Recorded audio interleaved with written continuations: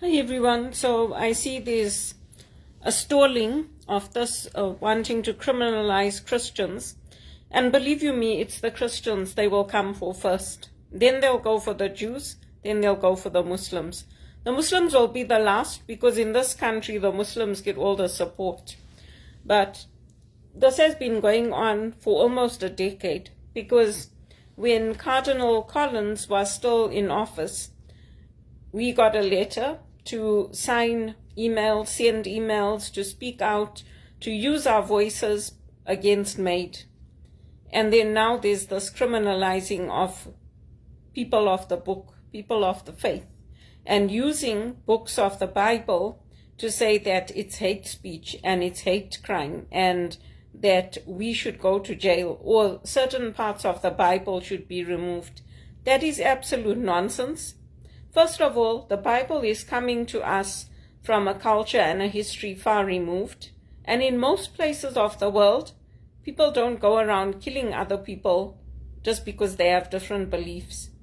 So this government, what they did was, they first of all, Judy Wilson-Raybould, she brought that private members bill forward because I think she had a niece or a nephew, but there was someone in her family who was going through tremendous pain and suffering, a child. So they couldn't deal with it, and they wanted to have this child euthanized. And they wanted the child to choose it.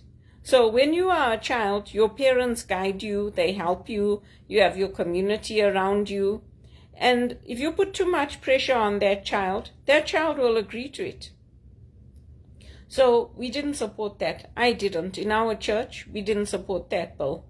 And it was a big issue because they implemented this medical assistance in dying with no safeguards. They want to push the doctors to offer it as an option. And people like me who have false reports about being delusional have it on police record because other people didn't understand, or they didn't tell the truth, or they didn't want to confirm it, whatever was going on. So this is on my file. I had a perfectly clean police record up until that time. And believe you me, what happens in America also happens here. Many of the doctors push for pharmaceuticals, they push for drugs, they push for those things because they get paid for it. There's big money in it. And the doctors here in Canada have spoken out against MAID. They have spoken out against it and they're not supporting it. They are not supporting it. They want palliative care. They want people to be treated well. They don't want people to be euthanized because they can't get work. And in this economy, like this has been going on since 2008, after we had the first recession, people like me have been hired on contracts. Contract. And the people that I mentor, they take them in. They take them in and they give them the big paid jobs. They make the exceptions. And what about me? What about my life? What about my mother and my family? It's always for somebody else, right? And they living in nice big posh condos, higher end than I have here. And they're getting all the support. And they want to give me money. Oh no, I want a job. I want that stability. I want those exceptions made for me on the job. I want those paid tickets to go to Wits and to go to events. And I don't want to go to Bono's event anymore. You can see what I'm doing. I'm working against him. I'm working against him because when the volunteers here spoke up and we invited him and we wanted him to come, he didn't come. So I'm working against him. Because many of our sisters and our projects in the church and all that, they get money through that one campaign. They partners. He had many opportunities to speak up for me, to speak up for people like me who wanted jobs in those organizations, to help me, to transfer me. He didn't do anything. Oh no, he brings a Nigerian in to run his company. Well, you know what? That one campaign was not set up in Nigeria. It wasn't set up in Africa.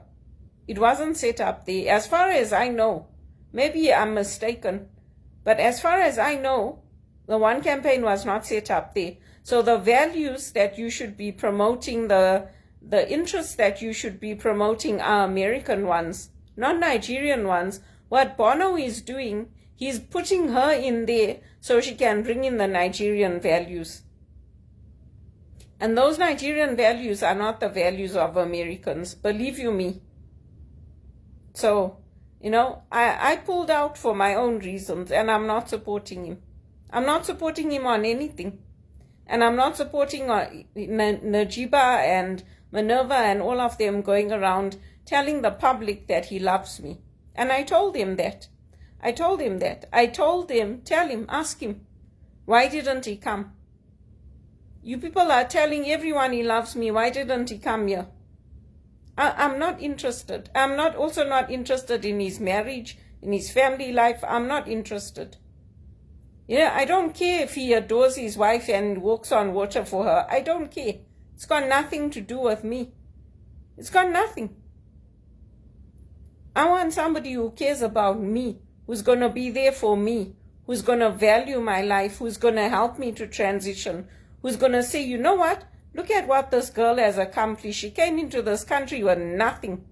She came in with a suitcase and the clothes on her back, and she's become a Maxwell speaker, an HR professional. She's represented my organization at events with the politicians. What did he do? Nothing. He did nothing. So I'm sorry, I'm not supporting him. And I'm not supporting this maid. And as for this new thing that they want to do about criminalizing Christians, that's how Hitler did it.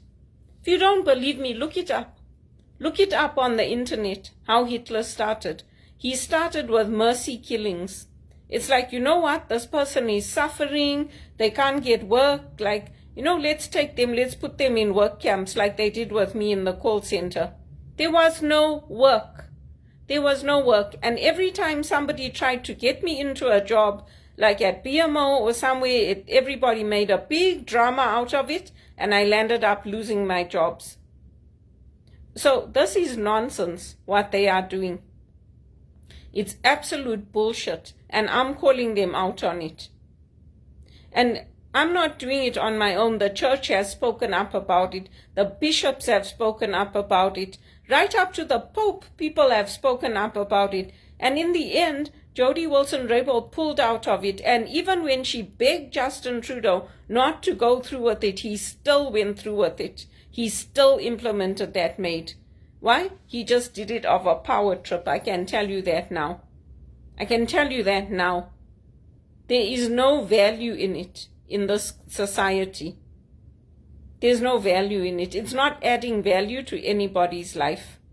And if people want to euthanize themselves and they want to commit suicide, those options about talking to the doctor and all that, those were never encouraged. Not in Canada. Not in Canada. There were things to alleviate your pain. There were things to help you to live, supports put in place. All of those things were encouraged in Canada. Maybe in California, where they don't value life, maybe there it's acceptable, but not here. Not here. And our bishops have spoken out about it. And all this thing about, using the Bible and using this and using that and taking people and putting them in jail. What do you think they did with the Jews in the Holocaust? What do you think Hitler did? He said that law is in them.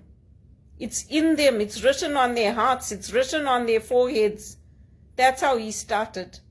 So don't kid yourself. If you think that this is not going to affect you and your children, they'll be coming for your children first. Just like they all know what's happening to me and they're not giving me a job. They're not taking me back into BMO and EY and RBC and all these places. Why? I have been applying every day to jobs, every day, and they know me. All the executive I worked with know me, and they know that I do a good job, so why aren't they taking me in? Why? And why is it that people are asking me to file bankruptcy when they know that this is how the society here functions? That's how they do it. They hire you on a contract for a year or two, then they let you go, then they let you sit at home, and only the people who they choose will get the opportunities to buy homes, to buy cars, to invest in shares, to travel. And those people, many of them I mentored, they shadowed me. So what the shit is happening when they are the ones that received my life, my time, my mentoring, and they're putting them into the fucking high-paid jobs? What the fuck is happening to the society? And I am not like Garnet Guinness. I am not like Melissa Lanzman. I am not like Pierre Poilievre. I do not stay calm. And I do not refrain from swearing them because they are complete dicks. They are complete assholes. And you know what? It's HR that does it.